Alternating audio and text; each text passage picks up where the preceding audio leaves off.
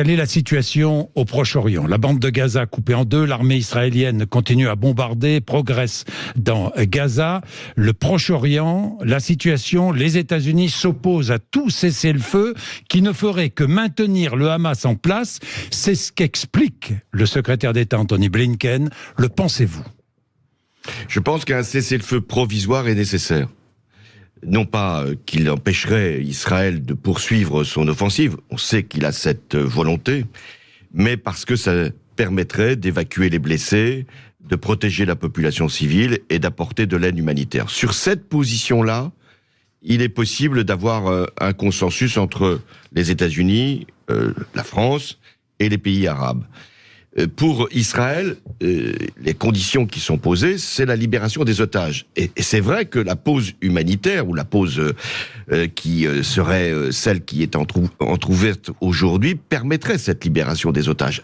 Donc il y a là une petite porte qu'il faut ouvrir, sinon nous allons avoir la poursuite de l'offensive avec ces images qui nous parviennent et qui, pour Israël, sont extrêmement dangereuse, car ça peut retourner l'opinion publique, et on l'a vu déjà. C'est pour ça que dans l'intérêt même d'Israël, et de ce que Israël doit faire pour répondre à l'attaque terroriste qui lui a été portée, je pense que la trêve humanitaire ou le cessez-le-feu provisoire peut être une solution. Trop, c'est trop. Ce sont les institutions internationales qui le disent, qui l'ont dit cette nuit, l'UNICEF, l'OMS, etc., etc. Trop, c'est trop. Cessez-le-feu, vous appelez au cessez-le-feu. Au cessez-le-feu provisoire. Oui, mais provisoire. Est-ce qu'un cessez-le-feu provisoire garantirait la libération des otages? C'est toute la question. Donc, ça permettrait pour quelques jours d'avoir cette possibilité d'abord d'évacuer les blessés, il y en a de nombreux, d'apporter l'aide nécessaire pour nourrir la population et de mettre le Hamas dans la position de libérer les otages. De toute manière, otages libérés ou pas, il est clair qu'Israël voudra continuer son opération. Mais continuer une opération lorsque la population est évacuée permettrait d'éviter des victimes civiles que nous connaissons aujourd'hui. Mais les Israéliens ont-ils d'autres choix que de poursuivre leur offensive? Pour Israël, et on peut comprendre cette position, même si nous ne pouvons pas approuver les frappes telles qu'elles se font avec un caractère parfois disproportionné, mais pour Israël, d'avoir été attaqué dans ces conditions-là, avec cette férocité, avec cette barbarie sur son propre sol, avec les images qui sont le reflet là de la réalité, c'est-à-dire de ces horreurs qui ont été commises, pour Israël, l'éradication du Hamas est une nécessité. Parce que comment pourrait-on imaginer Gaza demain si le Hamas est encore là et reproduit ses attaques pour la population israélienne? Nous allons parler de Gaza demain. Parce qu'il faut toujours envisager une solution politique après la solution militaire, ce que les États-Unis n'avaient pas fait. Par exemple, en Irak, ce qui a été une erreur considérable, François Hollande. En ne libérant pas les otages, est-ce que le Hamas est responsable des bombardements actuels? Est-ce qu'on peut dire ça?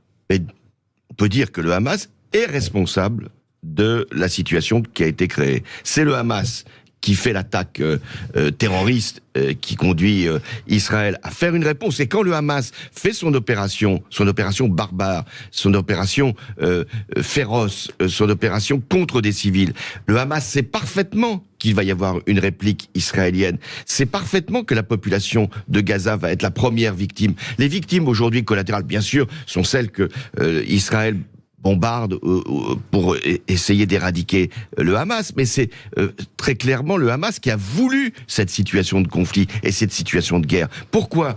Parce que ça lui permet de redevenir l'organisation qui prétend représenter le peuple palestinien. Deuxièmement, parce que l'Iran retrouve là un lien avec la région qu'il avait perdue avec l'accord d'Abraham entre Israël et les pays arabes, et il était tout à fait évident que l'Arabie Saoudite allait rejoindre. Donc c'est le Hamas qui a provoqué cette situation. Mais c'est pas parce que c'est effectivement la cause de ce conflit qu'il faut que le conflit prenne des proportions qui pourraient être dangereuses pour la région. Il y a un point qui est quand même relativement moins effrayant que ce que nous connaissons, c'est que le conflit n'a pas embrasé la région. Vous avez vu que le Hezbollah de l'Iran a été extrêmement non pas modéré dans son expression, mais retenu dans son action, prudence de l'Iran, parce que l'Iran sait très bien qu'il y a des porte-avions américains qui pourraient éventuellement... Et qu'Israël a la bombe atomique. Oui, sans aller jusque-là. En tout cas, il y a eu un ministre israélien qui aurait mieux fait de se taire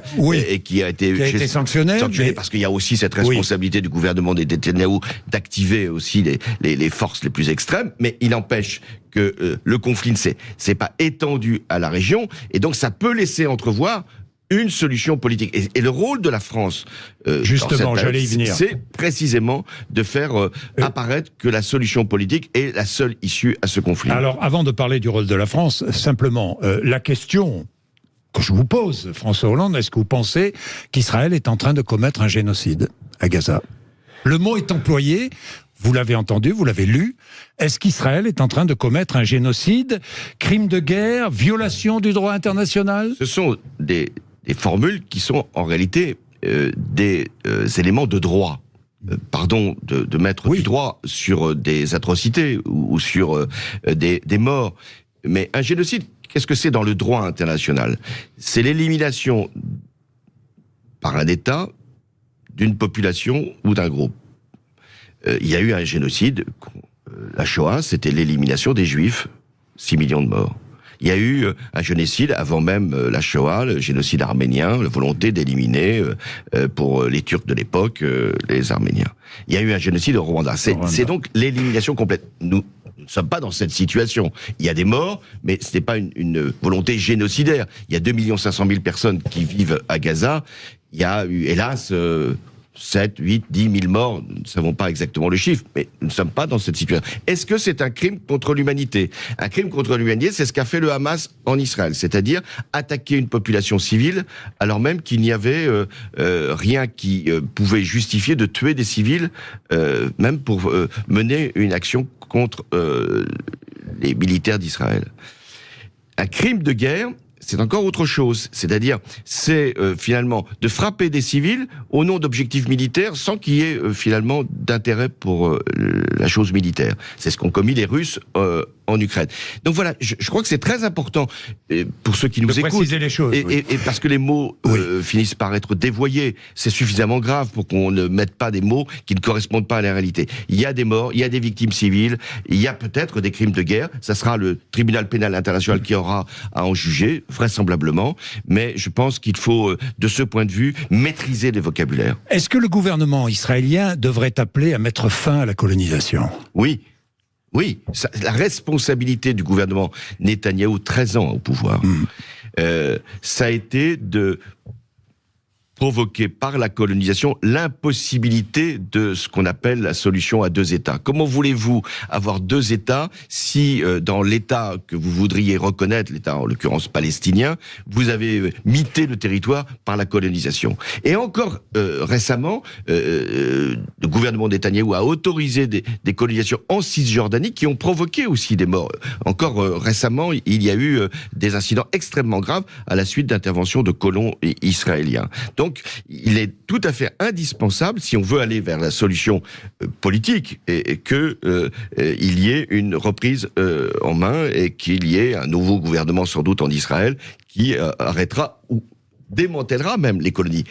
Savez-vous que à Gaza, jusqu'en 2005, il y avait des colonies israéliennes. Oui. Elles ont été, c'était Sharon, qui n'était pas un tendre, qui était le premier ministre israélien. Elles ont été démantelées pour permettre à Gaza de vivre en autonomie. La France, la position de la France, qui appelle à une trêve humanitaire, qui veut faire voter un texte devant les Nations Unies, la France pourrait-elle être entendue? Est-ce que vous pensez qu'elle est encore entendue? La France, elle a toujours eu une voix au Proche-Orient, ça remonte à loin, et je parle souvent de la première visite d'un président de la République en Israël, qui a été celle de François Mitterrand, qui, à la Knesset, c'est-à-dire au Parlement israélien, avait évoqué la nécessité d'un État palestinien. La France, après président, avec des mots différents, mais toujours défendu la solution à 2 États, avec donc la reconnaissance d'un État palestinien. La France, elle a aussi de bonnes relations avec les pays arabes, avec l'Égypte, j'y ai contribué, avec les pays du Golfe. Donc, c'est aussi un appui pour une solution politique. Car la solution politique, elle passe par les pays arabes, qui se sont, il faut quand même le reconnaître, déchargés de la question palestinienne. Quand il y a eu ces fameux accords d'Abraham entre les Émirats, Israël, auxquels se sont ajoutés le Bahreïn et Maroc, c'était tentant de pouvoir mettre la solution palestinienne dans la corbeille. Ça ne l'a pas été. Ça n'a pas été fait. Et donc, les Américains, à l'époque, c'était Donald Trump, ont tout fait pour évacuer la question palestinienne. Et le rôle de la France, tout en apportant sa solidarité à l'égard du peuple israélien, c'est de promouvoir une solution politique. Le monde se désintéresse de l'Ukraine pendant ce temps-là. Oui, il y a une guerre qui continue. François Hollande.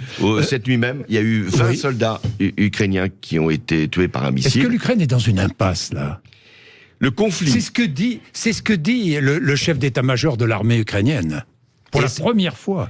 Et c'est ce qu'ont démenti à la fois Zelensky et Poutine. Les deux. Les deux. Parce qu'ils n'envisagent pas l'arrêt de la guerre. Ce militaire, dont je ne sais pas exactement quelle est l'importance et quelle est la proximité avec Zelensky, et puis dire qu'il y avait impasse, je pense qu'il a objectivement raison. C'est-à-dire que la contre-offensive ukrainienne n'a pas obtenu de résultats suffisamment significatifs pour que la Russie se retire des territoires qu'elle occupe. Est-ce que pour autant... il a voulu dire qu'on allait sur un statu quo, c'était pas l'objectif de ce général... chef d'état-major de l'armée ukrainienne. C'était pas son objectif. Qu'est-ce qu'il a voulu dire ? Il a dit, si vous n'aidez pas l'Ukraine, vous les Occidentaux, vous les Américains, vous les Européens, si vous n'aidez pas l'Ukraine en lui fournissant des armements de qualité suffisante, alors oui, nous serons dans une impasse. Et donc, il a renvoyé vers nous cette responsabilité. Qu'est-ce que nous voulons en Ukraine ? Que ce soit un conflit gelé pour longtemps, avec des morts qui vont continuer à être, hélas, constatés, ou est-ce que nous voulons infliger à la Russie le retrait qu'elle mérite, c'est-à-dire de pouvoir laisser l'Ukraine vivre en paix et en liberté. L'antisémitisme en France, plus de 1000 actes, nous a dit hier soir le ministre de l'Intérieur. Les Juifs de France se sentent isolés. Vous les comprenez ? Je comprends. Ils se sentent isolés, comme si les Français ne s'intéressaient pas beaucoup à leur sort. Ça, ce n'est pas vrai.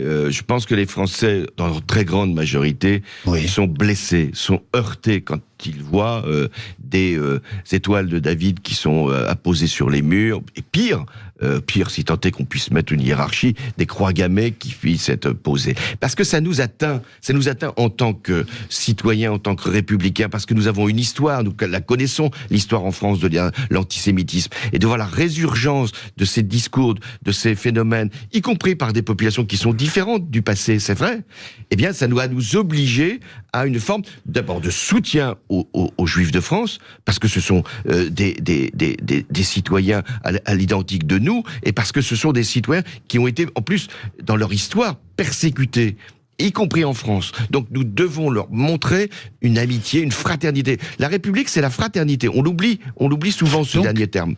Se rassembler contre l'antisémitisme, proposition. Vous avez vu la proposition d'Olivier Faure, premier secrétaire du Parti Socialiste, qui lance un appel au rassemblement. Ça vous fait sourire, hein, oui, François Hollande. Pourquoi est-ce que ça vous fait sourire ? Ça me fait sourire parce que c'est une proposition improvisée, comme quelquefois ça peut arriver. Il y a une Assemblée nationale qui existe en France. Si on veut qu'elle puisse affirmer une détermination contre l'antisémitisme, il suffit de voter une résolution.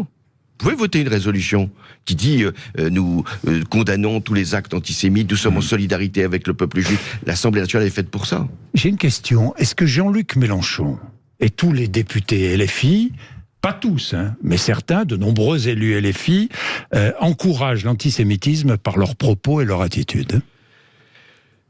Oui, je pense que il y a dans le discours, on en parlait tout à l'heure, le rôle des mots qui sont utilisés, des encouragements à des pensées qui ne sont pas saines. Voilà ce que je peux dire. C'est-à-dire que quand il est assez souvent dénoncé le sionisme, voire même dénoncer la position américaine aujourd'hui, Très franchement, la position américaine, celle de Joe Biden, n'a quand même que peu à voir avec celle de Donald Trump. On encourage une forme d'extrémisation, d'hystérisation des propos. Et c'est pour ça que je dis souvent, l'antisionisme, qui a toujours existé, qui est une position politique, a dérivé vers un antisémitisme. C'est là que c'est grave. Ces propos flirtent avec l'antisémitisme. Non, je pense que je l'ai dit souvent. Oui. Jean-Luc Mélenchon n'est pas antisémite. Je connais Jean-Luc Mélenchon depuis longtemps. Je connais ses dérives quelquefois, mais je ne vais pas justement rentrer dans ce jugement. Il n'est pas antisémite, mais par des propos, par des développements, des argumentations qui n'en sont pas, il peut, sans le vouloir, encourager l'antisémitisme. En acceptant ici même de dire que le Hamas est un mouvement de résistance. Je ne parle pas de Jean-Luc Mélenchon, mais de Daniel Obono, qui est député LFI, par exemple, ici même, à votre place. J'ai le souvenir de l'entretien que vous avez eu. Oui. Il y avait la nécessité de caractériser ce qu'avait fait le Hamas, qui est un mouvement terroriste, et qui a commis un acte barbare, un acte terroriste lui-même, qui devait être dénoncé. Et il n'y a pas de cause qui justifie le terrorisme quand il prend cette forme-là. Pour 7 Français sur 10, Jean-Luc Mélenchon constitue un danger pour la République. Pour vous aussi ? Non, moi je me garde de ces formules-là. Vous comprenez les Français ? Vous comprenez que les Français ressentent cela ? Je pense que les Français ont vis-à-vis de Jean-Luc Mélenchon le sentiment qu'il est toujours dans l'exagération, dans l'outrance, dans la dénonciation, dans la division. Et ce qui me gênerait, c'est pas qu'il y a un jugement sur Jean-Luc Mélenchon, il en prend la responsabilité, c'est que ce soit un empêchement pour la gauche dans les années qui viennent. La gauche, si elle veut parvenir au pouvoir, et je peux en parler en connaissance de cause, elle doit être rassembleuse. Elle doit être sur une ligne qui est à la fois audacieuse sur un certain nombre de sujets, mais crédible, qui permet à des électeurs qui ne sont pas nécessairement de gauche de voter pour elle pour obtenir plus de 50%. Tant que la gauche est dominée comme elle l'est par la ligne la plus radicale, qui est celle de LFI, dans laquelle il n'y a pas que Jean-Luc Mélenchon, parce que, soyons honnêtes, ceux qui se distinguent de Jean-Luc Mélenchon, mais restent à LFI, portent la même responsabilité et connaîtront les mêmes déboires. Donc, il est nécessaire que le Parti socialiste ou la gauche républicaine puisse retrouver la place qui était la leur et faire que ce soit cette gauche-là qui entraîne l'autre pour aller vers la responsabilité du pays. Une gauche que vous pourriez conduire, François ? Une gauche, en tout cas, que j'encouragerais autant que je le peux. Vous pourriez conduire ? Moi, je ne suis pas dans cette responsabilité-là. J'ai été très longtemps premier secrétaire du Parti socialiste. Mais je dois dire que c'est parce qu'il y avait un Parti socialiste qui était fort que je suis devenu président de la République. Oui. Vous pourriez redevenir président de la République ? Non, je ne peux pas redevenir premier secrétaire du Parti socialiste. Non, mais président de la République, pardon. Président de la République, pas premier secrétaire. Non, je ne pensais pas à cela. J'essaye de détacher ma personne de l'analyse. Parce que si je développe une analyse et que beaucoup disent, mais c'est parce qu'il est intéressé. C'est parce qu'il pense à la présidence. Ça n'a plus d'objet. Donc j'essaye d'être le plus clair possible. Alors, référendum, et élargissement de la possibilité de référendum, c'est ce que veut Emmanuel Macron. Vous y êtes favorable ou pas ? Et notamment, pourquoi pas un référendum sur l'immigration ? Alors, j'ai compris qu'il y avait là un geste qui était fait... Un geste politique. Fait à l'intention de la droite, voire même de l'extrême droite, dans le débat qui va s'ouvrir sur l'immigration. Je ne suis pas sûr que ce soit la bonne méthode pour faire que ce texte puisse être regardé sereinement. Deuxièmement, sur le principe même de l'élargissement, pourquoi pas ? Mais il doit y avoir des bornes qui doivent être posées, si je puis dire. C'est-à-dire des limites. Si aujourd'hui, il y avait une extension du référendum à tous les sujets sans contrôle par le Conseil constitutionnel, on pourrait avoir des demandes référendaires sur l'abolition de la peine de mort, sur le rejet des étrangers dans n'importe quelle condition, sur la fin du droit d'asile, sur des textes qui seraient contraires à nos engagements internationaux. Donc vous n'êtes pas favorable à une révision constitutionnelle ? Je ne suis pas favorable, en tout cas, à une révision constitutionnelle qui serait dans l'improvisation, telle qu'aujourd'hui elle paraît. Donc, vous n'y êtes pas favorable. On est bien d'accord, c'est clair. Éric Dupond-Moretti, jugé par 6 sénateurs, par 6 députés, par 3 magistrats professionnels pour soupçon de prise illégale d'intérêt devant la Cour de justice de la République. Est-ce qu'il aurait dû quitter provisoirement son poste ? Moi, je peux simplement rappeler quelle était la règle quand j'étais président de la République. Elle était sévère, elle était sans doute injuste. C'est-à-dire que tout ministre ou tout conseiller qui était mis en cause dans une procédure judiciaire ne pouvait plus rester dans sa fonction. C'était la règle. Il aurait dû se mettre règle entre parenthèses, si je puis dire. C'était la règle quand j'étais en réserve. C'était la règle quand j'étais président. Emmanuel Macron a une autre jurisprudence, a une autre méthode. En tout cas, c'est pas la mienne. Moi, je pense que c'était beaucoup plus clair. D'ailleurs, c'est assez relativement injuste. Pourquoi François Bayrou est parti quand il était ministre de la Justice, parce qu'il était mis en cause dans une procédure, et que Monsieur Dupond-Moretti est resté, allait poser la question au président de la République. Je reviens sur la loi immigration, début des discussions au Sénat aujourd'hui.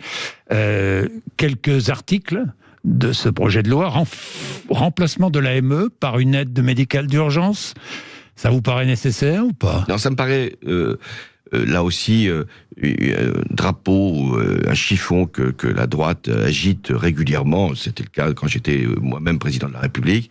Je pense que c'est une mesure dangereuse. Pourquoi dangereuse? Parce que si les étrangers, même en situation irrégulière, ne se soignent plus, nous pouvons avoir des épidémies, nous pouvons avoir des maladies qui se développent. Donc, dans le propre intérêt, si je puis dire, de la communauté nationale, la restriction de l'aide médicale d'État aurait des conséquences qui seraient fâcheuses. Et dans tous les cas, les Français exigent fermeté et efficacité. Oui, c'est autre chose. C'est autre chose. Vous comprenez? Ça, je comprends parfaitement. Fermeté, efficacité... Fermeté, efficacité et humanité. Je pense que c'est les trois principes sur lesquels les Français peuvent se retrouver. Fermeté, il s'agit de réduire le nombre de procédures qui aujourd'hui renforcer les possibilités d'expulsion, par exemple. Je pense que ça me paraît aller dans le sens choisi. Si c'est pour remettre en cause le droit d'asile, ça me paraît tout à fait contraire aux principes qui sont les nôtres. Remettre en cause le regroupement familial, en tout cas le rendre plus compliqué, je ne vois pas ce que ça pourrait apporter dès lors qu'il y a des contrôles qui sont déjà faits. En revanche, faire que les demandeurs d'asile puissent dès à présent travailler plutôt que de recevoir une allocation, je pense que ça va dans le sens souhaité. Renvoyer des personnes qui ont été condamnées et qui menacent l'ordre public et qui sont en situation pourtant régulière, c'est ce qu'on appelait autrefois la double peine. La double peine. C'est Nicolas Sarkozy qui l'avait supprimé. Tout à fait. Si la droite veut la rétablir... Vous êtes favorable? Pourquoi pas? Ça ne me choque pas, ça existait avant que... Et l'article 3, le fameux article 3 sur les métiers en tension, il y a déjà des circulaires qui permettent les régularisations, ce qu'on appelle la circulaire Valls. Et je pense que c'était l'intention, c'est pour clarifier cette procédure de régularisation qui porte sur, finalement, quelques milliers de travailleurs sans papier. 6 à 8 000 par an. Très franchement, c'est important que la loi puisse garantir ce principe. François Hollande, merci d'être venu nous voir ce matin sur Sud Radio. Il est 8h57.